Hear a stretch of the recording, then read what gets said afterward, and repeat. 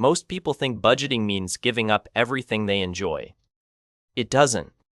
A budget is just a plan for the money you already earn. That's it. It tells your dollars where to go before they disappear. And when you skip that step, your money quietly walks out the door. You feel broke on a decent paycheck. You wonder where it all went by the 20th. You get that little pit in your stomach when you check your balance. I've been there too. So today, we're going to fix that together.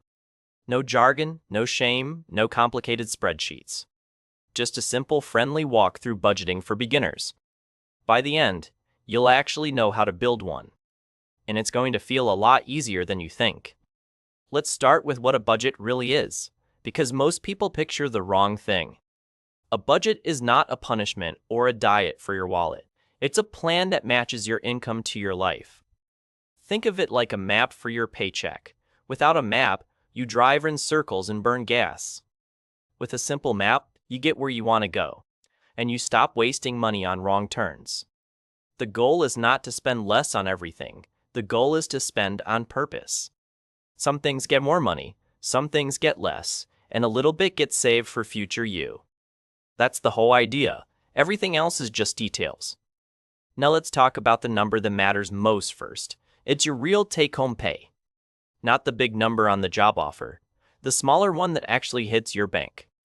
After taxes, health insurance, and retirement, your paycheck shrinks, and that shrunken number is what you budget. Say your salary is $60,000 a year. That looks like about $5,000 a month before deductions. But your real take-home might be closer to $3,800. That's the number your budget lives on. Using the bigger pretend number is where a lot of beginners slip, so start with what actually lands in your account. Next, you need to know where the money is currently going, not where you think it's going. Pull up your last month of bank and card statements. Just 1 month is enough to start. Go through every charge line by line. Highlight anything that surprises you. Most people find at least $100 to $200 in stuff they forgot about. Old subscriptions, random fees, food deliveries at midnight. This step is uncomfortable, but it's the fastest way to find easy money. Now group those charges into simple buckets. You only need a handful. Housing, transportation, food, utilities, debt payments, and fun. Then a bucket called savings. 6 or 7 buckets is plenty. If you make 20 categories, you'll quit by Thursday.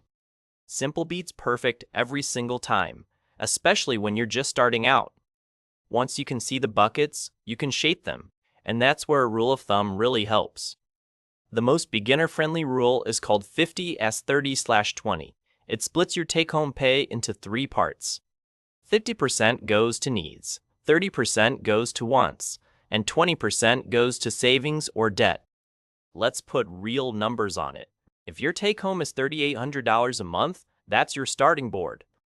Needs get about $1,900, wants get about $1,140, and savings or debt gets about $762. Those aren't laws. They're guardrails to keep you from swerving off the road.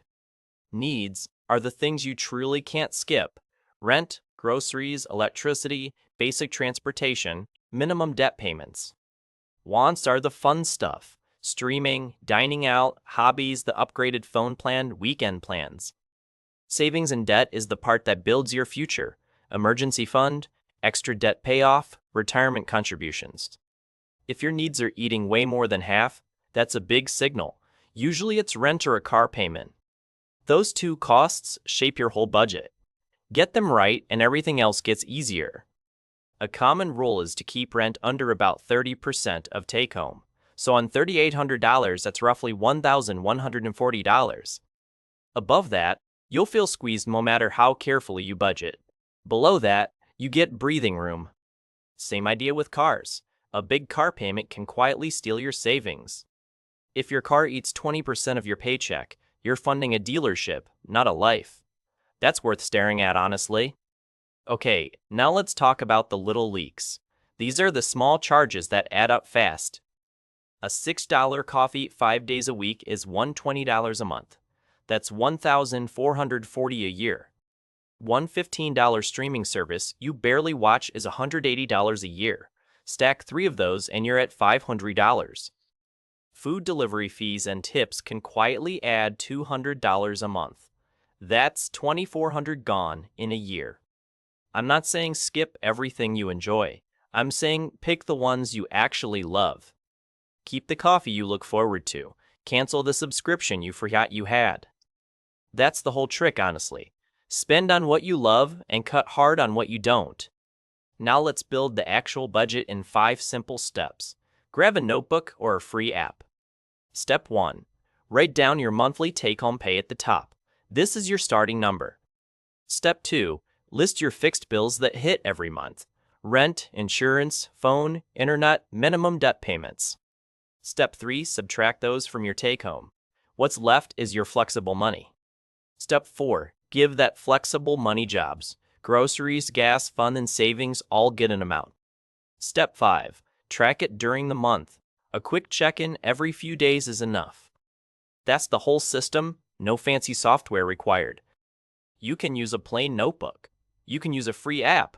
You can use a simple spreadsheet. The best budget is the one you'll actually open again. Fancy doesn't matter if you never look at it.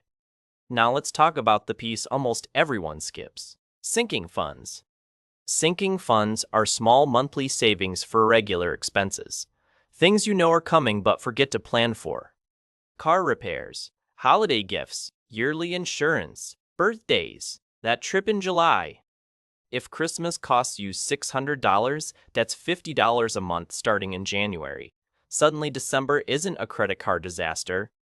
If your car needs $900 in repairs a year, that's $75 a month. Now a flat tire is annoying, not a crisis. This one habit alone changes your whole money life, because surprises stop being surprises. Speaking of surprises, let's talk about the emergency fund. This is the safety net under everything else. Start with a small goal, not a scary one. Aim for $500 first, then $1,000. A $500 buffer covers most small emergencies. A flat tire, an urgent doctor visit, a broken appliance. Without it, those things go on a credit card, and that card charges you interest for months. Once you hit $1,000, keep building slowly. Long term, aim for 3 months of essential expenses. But don't stress about that big number yet, just get the first $500 in place. Now, what if you have debt? This is where a lot of beginners freeze. Here's the simple order of operations. First, cover your true needs. Second, make every minimum debt payment on time. Missing payments makes everything worse.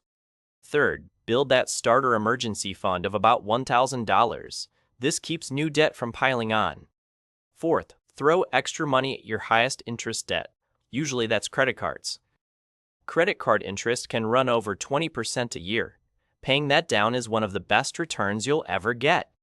You don't have to pick between saving and paying off debt. You can do a little of both. Even $25 a week toward each is progress. That's $1,300 a year on each side.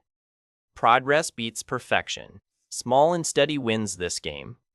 Let's also talk about paying yourself first. This one mindset shift changes everything. Most people save whatever is left at the end of the month, and most months, nothing is left. Flip it. Move money to savings the day you get paid. Even $50 per paycheck is a great start. That's $1,200 a year without thinking about it. Automate it if you can. What you don't see, you don't spend. Your future self will thank you, loudly. Now, about the fun part, because a budget without fun doesn't last. Give yourself a guilt-free category every month, a set amount you can spend on anything. Maybe it's $100, maybe it's $40, whatever fits your life. Once it's spent, but while you have it, enjoy it fully. This is what keeps you from quitting the whole system. Fun is a feature, not a bug. Let's cover a few beginner mistakes so you can dodge them. These trip up almost everyone. Mistake 1. Making the budget too tight. If every dollar is locked in, one bad week blows it up. Leave a little wiggle room in every category. Life is not a spreadsheet. Mistake 2. Forgetting yearly costs. Car registration, subscriptions, insurance renewals. Break them into monthly sinking funds. Future you will feel like a genius. Mistake 3. Checking your budget once a month. That's too late to fix anything. A quick 5-minute check twice a week is plenty. You catch small leaks before they flood. Mistake 4. Comparing your budget to someone else's. Their rent, their income, their life is not yours. Your budget only has to work for your numbers. That's the only test that matters. Mistake 5. Quitting after one bad month. Everyone has a bad month. A budget isn't a streak you break, it's a habit you return to. Miss a week, reset, and keep going. That's the real skill. Let's put it all together with a quick example. Meet a beginner named Sam. Sam takes home $3,200 a month. Rent is $1,000, and other fixed bills add up to $500. That leaves $1,700 in flexible money. Sam gives every dollar a job. Groceries get $400. Gas and transit get $200. Fun and dining out get $200. Sinking funds get $150. Extra debt payoff gets $400. Emergency fund gets $150. And a small buffer of $200 stays in checking, just in case. Every dollar has a purpose. Nothing wanders off unnoticed. At the end of the month, Sam checks the totals. Some categories went over, some went under. Sam adjusts next month, not gives up. That's what budgeting actually looks like in real life. It's messy at first, then it gets smoother, then it just becomes normal. Here's the honest truth about budgeting. The first month feels a little clunky. The second month feels lighter, and by month 3, you feel in control for the first time in years. You still enjoy your life. You still order the coffee, take the trip, get the takeout. But now those things are choices, not accidents, and the difference is huge. You start seeing your savings actually grow. You stop dreading the mail. You sleep a little better. That's the real payoff. So here's the simple challenge for this week. Just do the first 3 steps. Find your real take-home number, skim last month's statements, and write your fixed bills on one page. Don't try to be perfect. Don't try to finish the whole system in one night. Just start. Momentum will do the rest. Because a budget isn't about restricting your life, it's about designing it. And once you see your money clearly, you get to choose what happens next. That's the real gift of budgeting. Not less spending, but more control. You've got this. One paycheck at a time. Thanks for hanging out with me today. If this helped, stick around for the next one. We'll keep making money feel less scary, one simple step at a time. Take care of your money, and it'll take care of you.